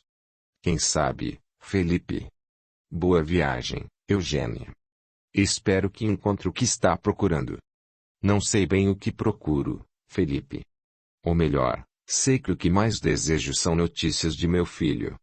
Levo a esperança de saber que a vida dele continua, ainda aqui longe de nós, que sua morte não foi o fim. Notando as lágrimas que se formavam nos olhos da esposa e sentindo-lhe a angústia e a tristeza, seu Felipe não disse mais nada. Despediu-se de Eugênia, que ao partir deixou Sueli e Fábio chorosos. Durante toda a viagem, ela seguiu calada e pensativa. Orava pedindo ajuda para si e para sua família. Pensava no filho e chorava. A viagem transcorreu tranquila. Chegaram cedo do grupo espírita da prece, o núcleo espírita onde o médium trabalhava. Muitas pessoas já estavam presentes, em fila. Lá a mãe de Serginho encontrou outras mulheres que, como ela, sofriam pela perda de filhos. Conversou um pouco com algumas e constatou quanta dor também guardavam em seus corações. Entretanto, apesar do sofrimento, aos poucos ela foi sendo envolvida por suave conforto. A dor diminuiu levemente e ela experimentou uma serenidade que há muito tempo lhe faltava.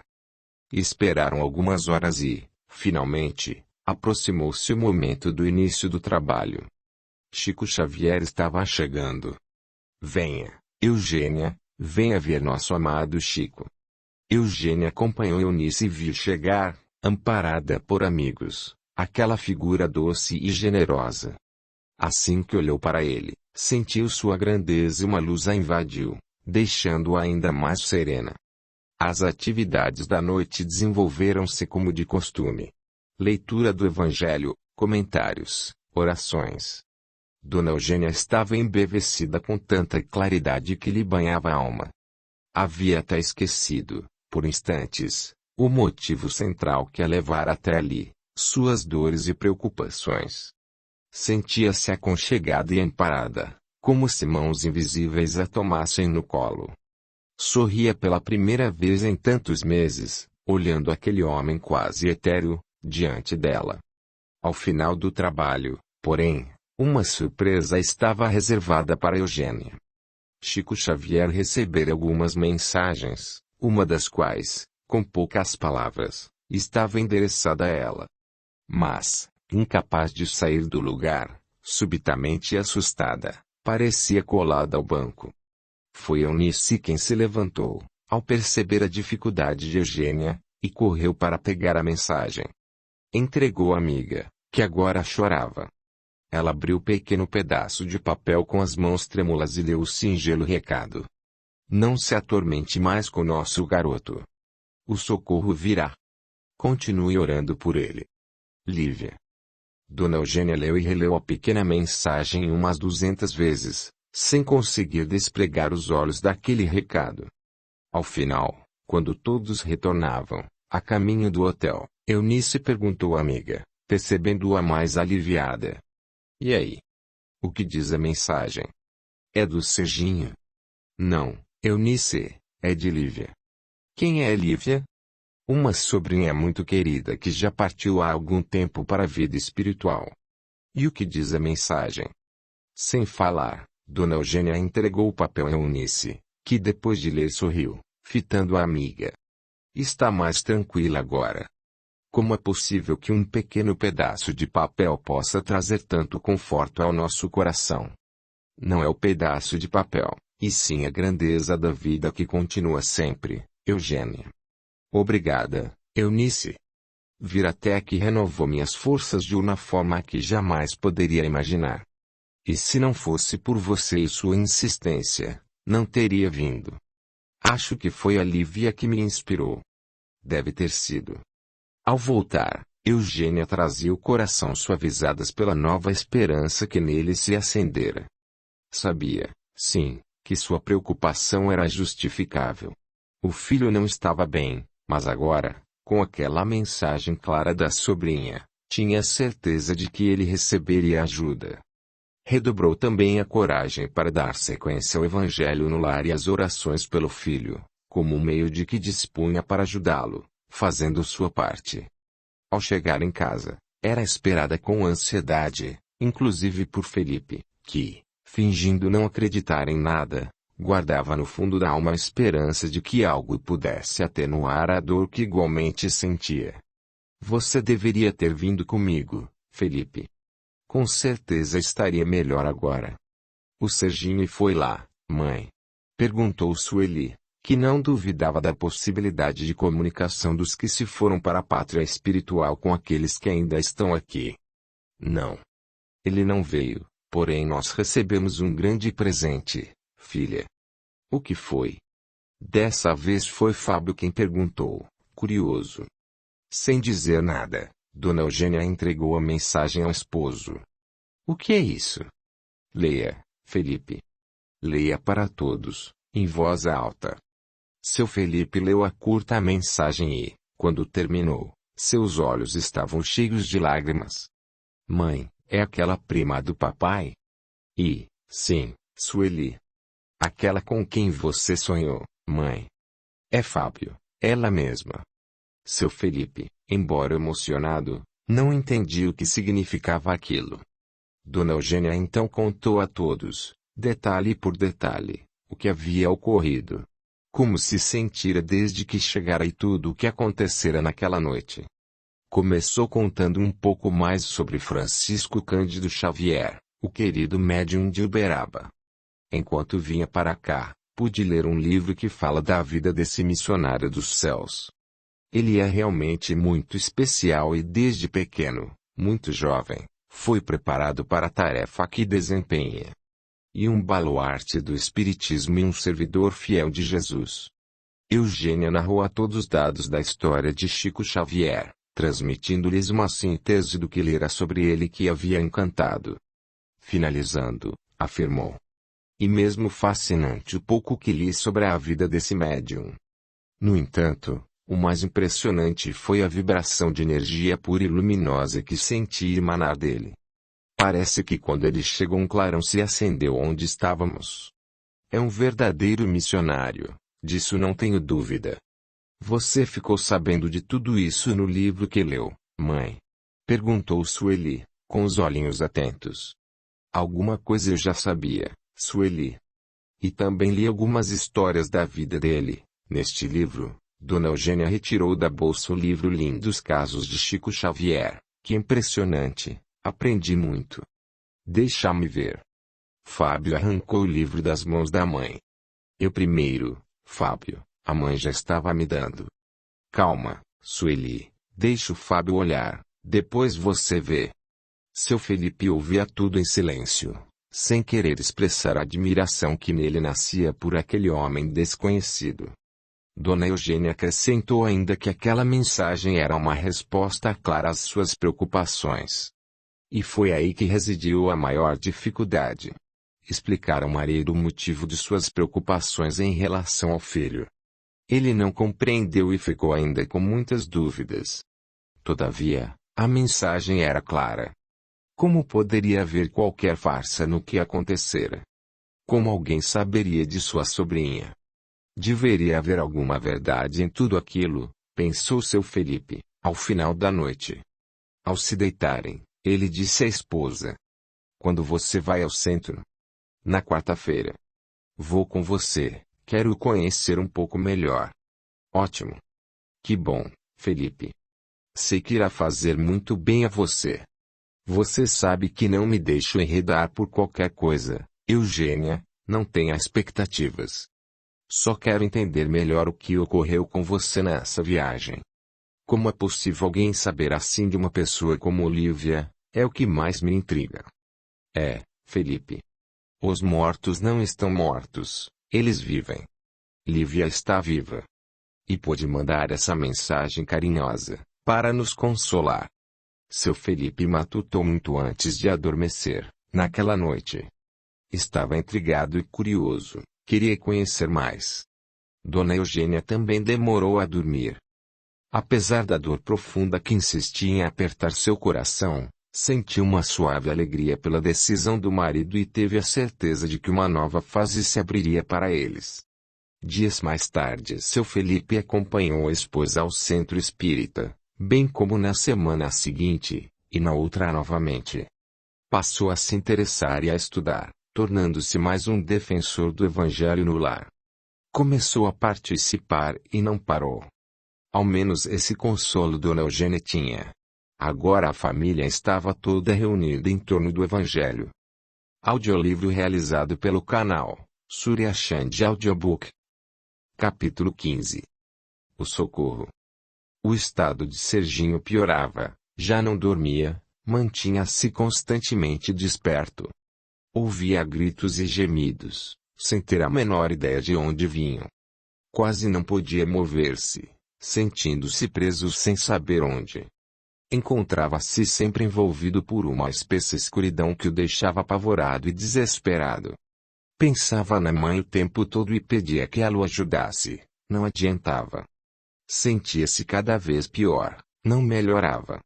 Desconfiava que aquilo não era um sonho, não podia ser, porque sonhos nunca duravam tanto, e por outro lado não compreendia o que de fato estava acontecendo. Perdera toda a noção de tempo e espaço, apesar de ter plena consciência de seus pensamentos e emoções. Seu corpo também lhe parecia muito estranho. Mesmo sem poder movê-lo, sentia-o por inteiro e em cada uma de suas partes. Sentia os pés, as mãos, sem movimento algum. Queria sair daquele lugar, mas não conseguia. E desesperava-se cada vez mais. Ele não tinha nenhuma noção de quanto tempo transcorrera e sofria profundo cansaço, chorando amargurado. Naquele dia, em especial, o desespero foi maior e começou a recordar o culto doméstico que a mãe fazia. Lembrou-se das orações, de algumas lições que havia escutado, e a saudade da mãe foi ainda mais forte. O que se passa? Mãe, me ajuda. Onde você está? Para onde você foi? Onde está todo mundo? Erguia mais e mais a voz em pranto entrecortado de soluços. Deus, deve existir um Deus. Me ajuda, meu Deus. Será que estou enlouquecendo? Não entendo o que se passa. Não, Serginho, você não está enlouquecendo. Quem disse isso? Quem está aí? Por favor, me ajude. Estou desesperado e é a primeira vez em muito tempo que consigo falar com alguém. Não vá embora, por favor. Calma, você não está sozinho. Quem é você? Por enquanto, só posso pedir que tenha paciência e conserve a calma. Você logo estará melhor. O que se passa comigo? Por que não consigo ver você? O que está vendo? Como você sabe meu nome? Serginho, tenha fé em Deus, confie nele e você logo estará livre da prisão em que se encontra. Prisão? Estou em uma prisão? Por quê? O que foi que eu fiz? Onde fica esta prisão que não consigo nem me mexer? Não posso explicar mais nada por enquanto. Só peço que seja paciente e ore, ore para que possamos tirar você daqui. Orar? Como? Não sei orar direito. Você conhece a oração do Pai Nosso? Pai Nosso que estás nos céus. Essa? Essa mesmo. Lembra-se dela inteira? Mais ou menos, mas posso tentar. Minha mãe sempre terminava suas preces com essa oração. Então se concentre quanto puder e ore, pensando com vontade e fé em cada uma das palavras dessa oração. E peça a Deus que o ajude. Você logo estará livre. Agora ore, Serginho, ore. Por favor, diga ao menos onde estou. Que lugar é este? Nenhuma resposta se fez ouvir. Silêncio absoluto outra vez. Ei, você está aí? Para onde foi? Serginho insistiu, angustiado. Silêncio. Por que não responde? Acabou por aceitar que estava novamente só. Chorou de raiva, depois de angústia e outra vez de raiva. Como alguém podia deixá-lo assim, sozinho naquelas condições? Por fim, lembrou-se da oração que a suave voz lhe sugerira e contendo o pranto se pôs a repeti-la. A princípio orava maquinalmente, até que uma força surgiu de seu interior, fazendo as palavras adquirirem sentido, e ele compreendeu o significado da prece. Pensou então no Criador no universo como nunca o fizera antes. Pensou que se Deus estava em toda parte por certo poderia ajudá-lo. Pensou na grandeza do Criador e em seu amor, e começou a acalmar-se. A fé em Deus brotava aos poucos em seu jovem coração cansado. Era apenas uma pequena chama, porém estava acesa. Quanto mais repetia mentalmente a oração do Pai Nosso, mais aquela nova e boa emoção o envolvia, e então chorou e orou sem parar. Muito tempo se passou até que Serginho se acalmasse por completo, e foi aí que percebeu um pequeno vulto ao longe. Uma figura indistinta, rodeada por suave luz, aproximou-se pouco a pouco, até chegar bem perto dele. Dê-me sua mão, vamos. Estenda sua mão. Quem é você? Dê-me sua mão, Serginho, venha comigo. Aquele doce pedido, ele ergueu as mãos, e tocou nas mãos delicadas estendidas em sua direção. Muito bom. Agora, levante-se. Sem perguntar nada, e sem maiores esforços, ele se ergueu e em alguns instantes estava ao lado daquela linda garota. Mas, quem é você? Seu rosto me parece tão familiar. Somos muito familiares, mesmo. Agora vamos, depois conversamos. Você veio me buscar nesta prisão para me levar finalmente para casa, né? De certo modo, Serginho.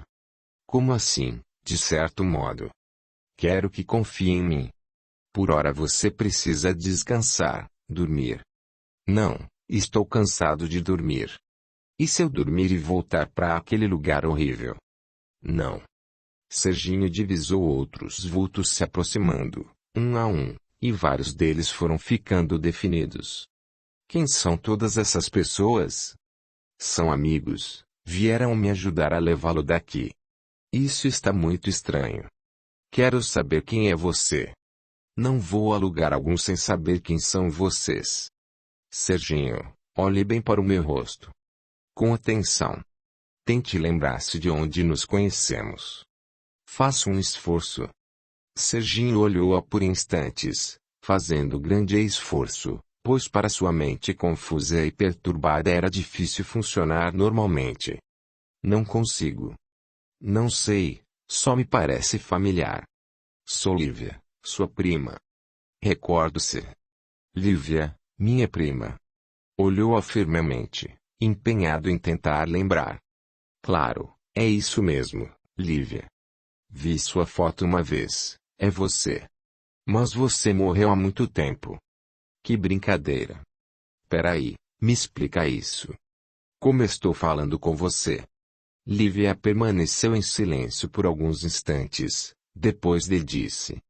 Você está aqui conosco, Serginho, você veio para cá também.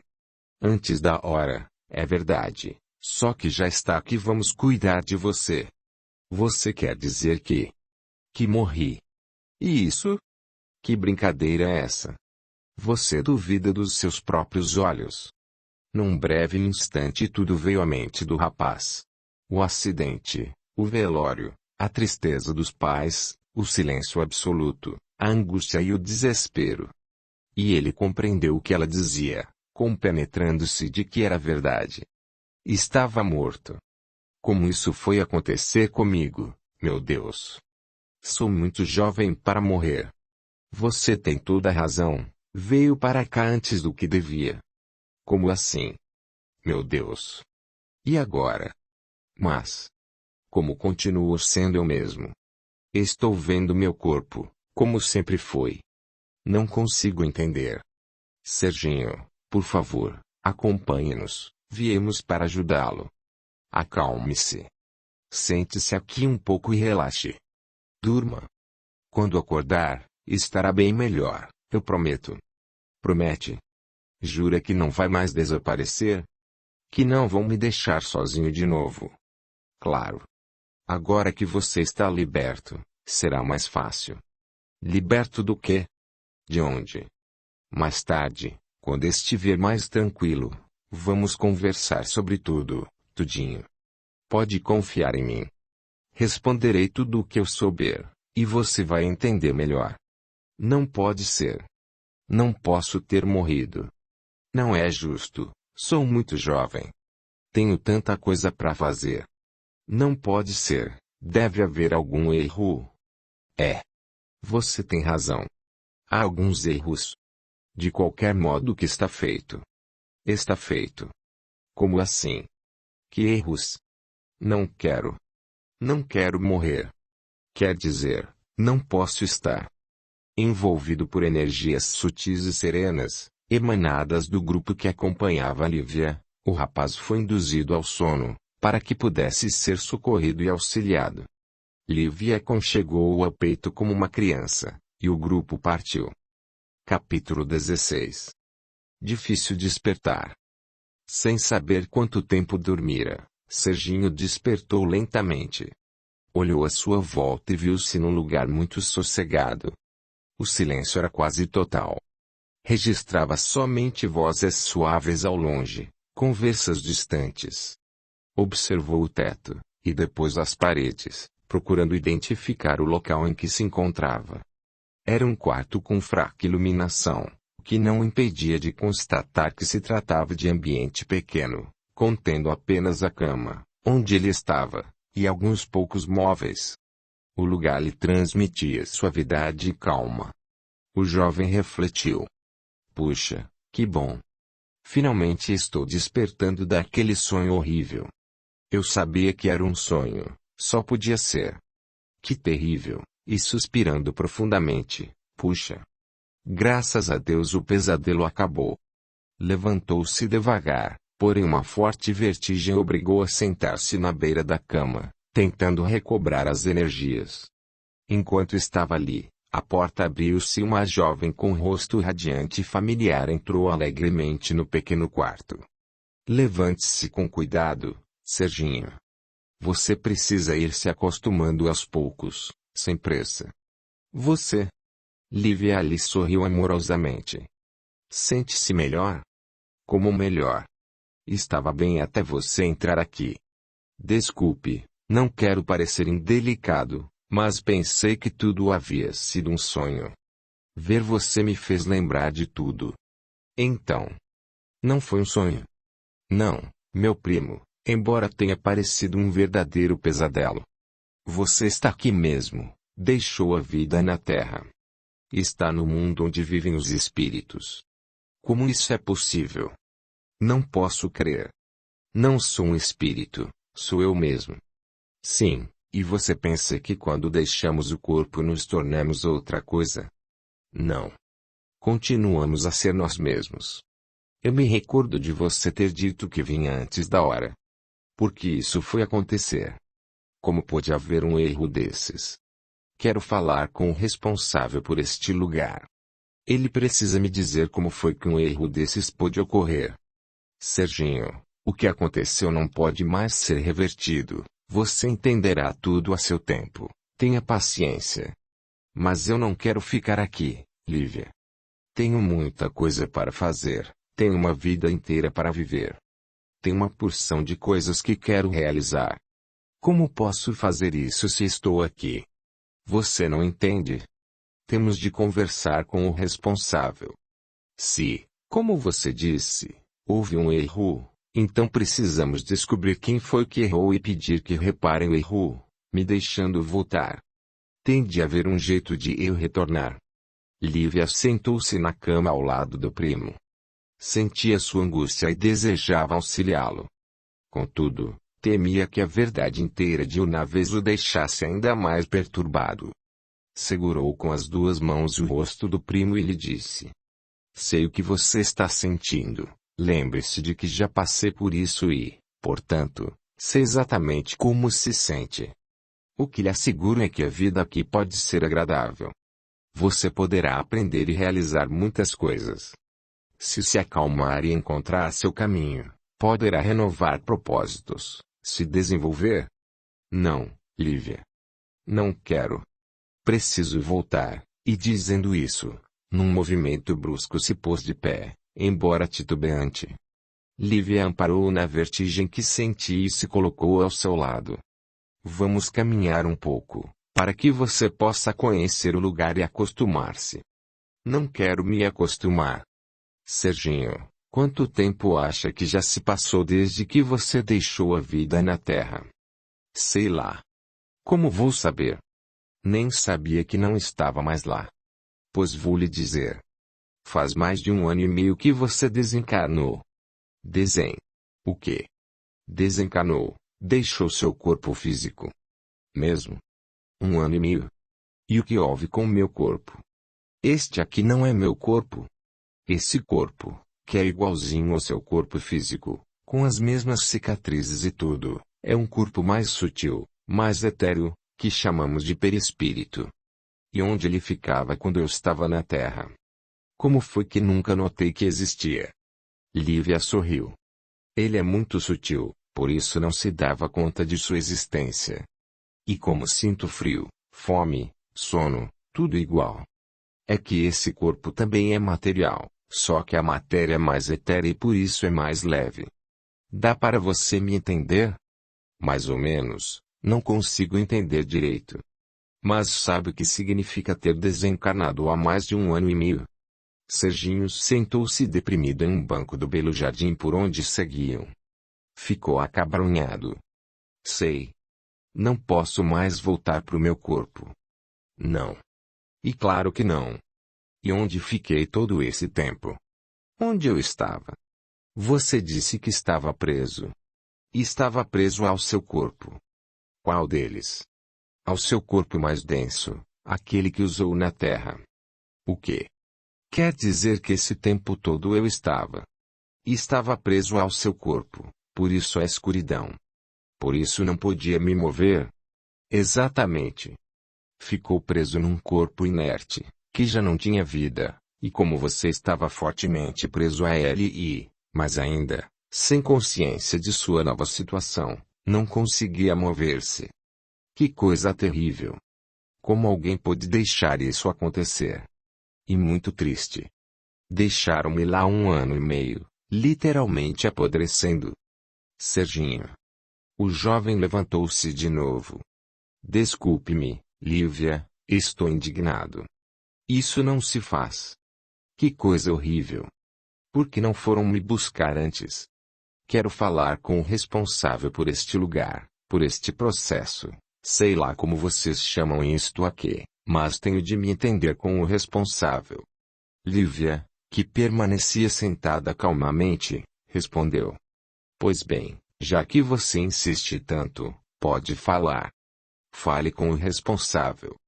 Serginho olhou em volta e, não vendo ninguém, irritou-se. Então é você a responsável? Não, claro que não. O responsável é você mesmo. Terá de se entender com você. Como assim? Não brinque com uma coisa tão séria, Lívia. Eu não estou brincando. E como posso ser responsável? Serginho, você veio realmente antes da hora. Sua vida terminou antes do tempo devido, porque você cometeu uma espécie de suicídio. Como, suicídio? Foi um acidente de moto, não um suicídio.